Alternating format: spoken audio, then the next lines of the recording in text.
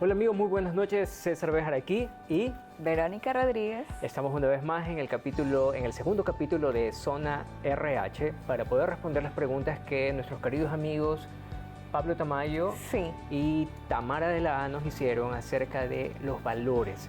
Ellos vieron el podcast anterior, un podcast, el primero, que duró alrededor de 45 minutos. Sabemos que es bastante.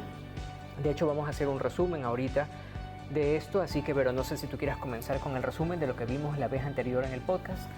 Ok, hablamos tuvimos un invitado y él quería conocer cómo hacemos un proceso de selección y qué vemos dentro de ese proceso de selección, qué evaluamos. Correcto, exacto. Entonces ahí abordamos algunos temas técnicos, obviamente, del área de recursos humanos, pero llegamos a un punto súper importante y que a veces se da como que se deja de lado, pero que es el tema de valores.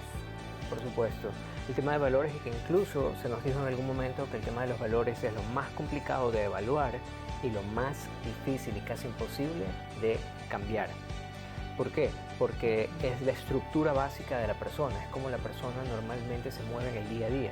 De hecho, en el podcast anterior yo hice una analogía de que si tú ves una persona que está conduciendo un vehículo, está conduciendo una moto y se pasa la roja o hace maniobras o tretas para salirse con la suya e irse más rápido que todos, no respeta las colas, esos son valores Exacto. De manifiesto, o sea, puestos Correcto. Ahí en lo que estamos viendo. Correcto. Entonces, si tú ves y tú estás soltera o eres novia de esa persona, y tú ves que esa persona está haciendo eso, tú ya sabes lo que va a pasar en la relación, porque es la forma como la persona se mueve en cualquier ámbito, no solamente para conducir, sino Exacto. En cualquier ámbito. Entonces ahí te vas a dar cuenta si la persona realmente es valiosa. No necesitas hacer un examen a conciencia de Correcto, la persona. No. De hecho, en recursos humanos, Vero, ¿qué herramientas? Porque es justamente lo que nos preguntaban Pablo y Tamara. Nos preguntaban cómo nosotros evaluamos valores. Entonces, desde tu experiencia, Vero.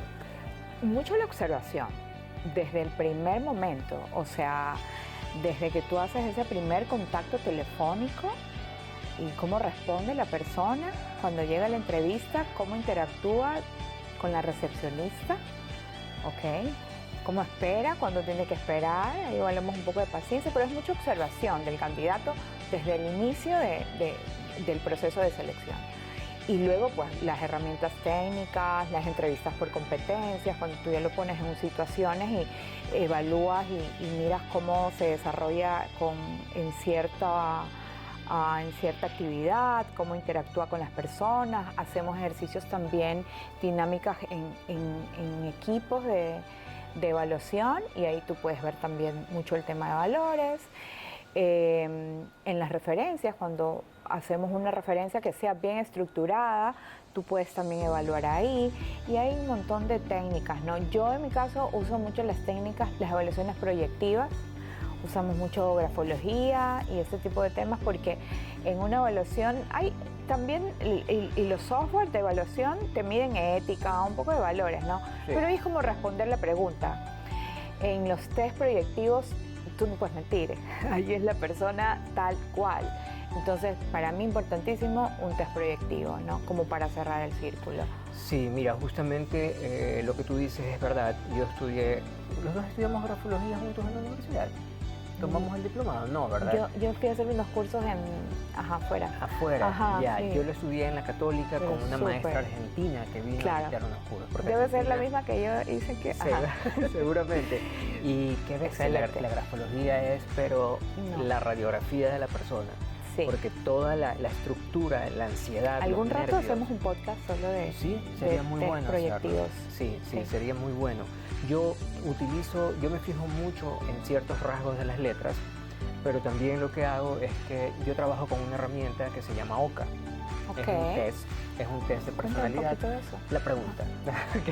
Son 200 preguntas donde se evalúan muchísimas cosas. Un poco complicado de que la persona pueda manipular el test, porque hay gente que quiere dar la mejor impresión. Claro. Y normalmente se detecta eso dentro de las respuestas que la persona entrega, y tal vez por eso es que a veces no los llaman, porque el test se manipuló. Pero cuando nosotros tenemos el test y empezamos ya a revisar los indicadores, lo que sale, vamos atando ciertas cosas. Porque cada mide, por ejemplo, va de la A a la I, A, B, C, D, F, G, H. Ok.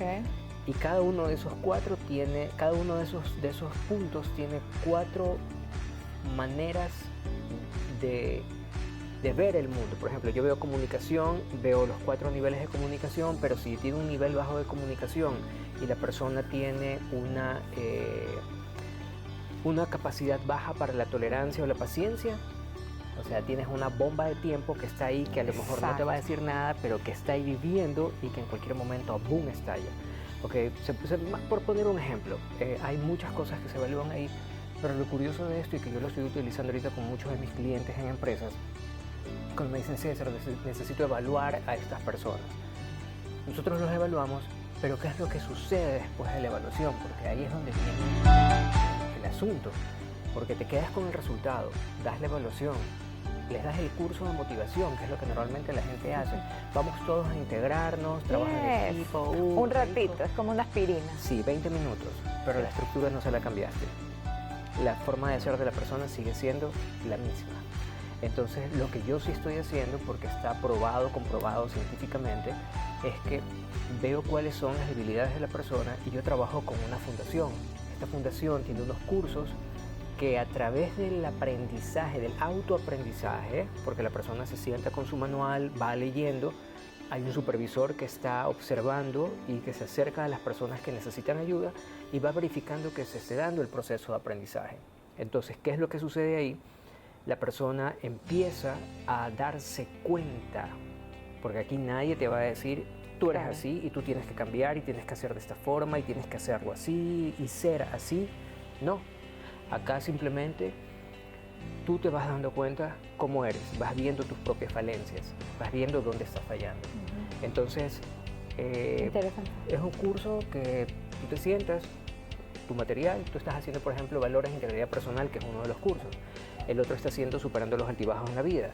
El otro está haciendo manejos financieros para la prosperidad. El otro está aprendiendo herramientas financieras para problemas en la parte financiera. El otro está haciendo matrimonio, el otro está haciendo cómo tener hijos y bebés ejemplares, el otro está haciendo cómo salvar un matrimonio. O sea, cada uno está en un mundo, en un curso. Y lo que sucede ahí es que el supervisor está observando el proceso que se da en la mente de cada uno en relación con las palabras, con el aprendizaje. Entonces, cuando la persona está haciendo el curso de valores de integridad personal, ahí nos damos cuenta efectivamente quién está cambiando. Y luego de eso hay un proceso espectacular donde la persona se libera de todas las cosas que ha hecho, que sabe que son negativas. Porque todos sabemos que estamos haciendo cuando estamos haciendo algo mal. O sea, no necesitamos que alguien venga y nos señale y nos diga, Verónica, tú estás haciendo mal. Sí, claro. Que a veces nos negamos a ver, a observar. Así es. Pero, Entonces, ¿qué es lo que sucede? Lo que hacemos ahí es que te das cuenta, cambias y después de eso es como se acabó. Entonces, eso es lo que sucede con la forma como yo llevo estos procesos de cambio. Súper interesante. Sí, porque es chévere, o sea, las dinámicas, los cursos de trabajo en equipo son chéveres, son bonitos, pero no hay una garantía de cambio. Acá tú mides a la persona, porque la persona, llega con el test. Exacto. Sí, llega con el test, termina de hacer su curso y hace el test, la otra versión de la misma razón, lo hace otra vez. ¿Y qué sucede ahí? Ves el cambio en la persona. Wow, que un antes y un después. Un antes y un después. Entonces nosotros evaluamos la personalidad, el test de aptitud y hacemos la medición del IQ.